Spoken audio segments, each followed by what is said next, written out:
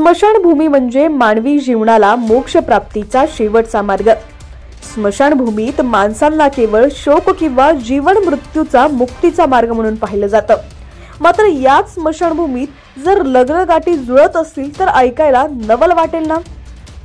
होय, अशीच एक घटना सध्या समोर आली आहे। इथं स्मशानभूमीमध्ये चक्क लग्न सोहळ्याचं आयोजन करण्यात आलं। नेमकं हे लग्न कुणाचं आणि का पार पाडलं गेलं यामागील कारणही तसंच आहे।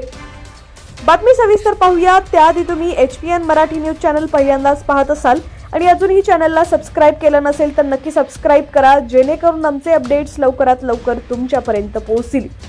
तर घडलं असं, वाशिमच्या अनसिंग मोक्षधामामध्ये मसनजोगी कुटुंबीय अनेक वर्षांपासून वास्तव्य करत आहेत। मात्र उपेक्षिती असलेल्या या समाजाचं अख्खं कुटुंब मानवाच्या मरणावरती असून त्यावरच मसनजोगी कुटुंबाला त्यावर जगावं लागतं। स्मशानभूमीत असलेल्या विधी आणि देखभाल दुरुस्तीसाठी हे कुटुंब आपलं आयुष्य खर्च करतंय। मात्र याच मसनजोगी कुटुंबातील ममताचं लग्न हिंगोलीच्या ओम प्रकाशशी जुळलं। दरम्यान लग्न सोहळा इतर ठिकाणी करणं शक्य नव्हतं। मग काय, गावकऱ्यांच्या परवानगीनं विवाह सोहळा स्मशानभूमीत पार पाडण्याचं ठरलं।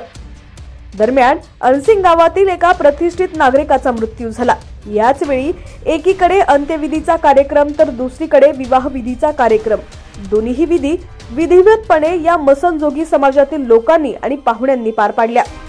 प्रथम अंत्यविधी पार पडला आणि नंतर लग्नविधी पार पडला। तसंच या दोन्ही कार्यक्रमाला उपस्थितांनी नववर वधूंना शुभेच्छाही दिल्या। मसनजोगी समाज तसं पाहिलं तर उपेक्षित समाज म्हणून पाहिला जातो।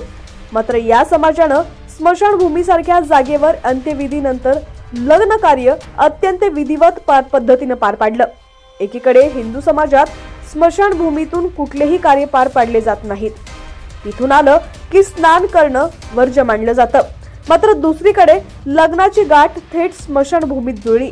अशातच या लग्नाची चर्चा पंचक्रोशीत चांगलीच रंगली आहे।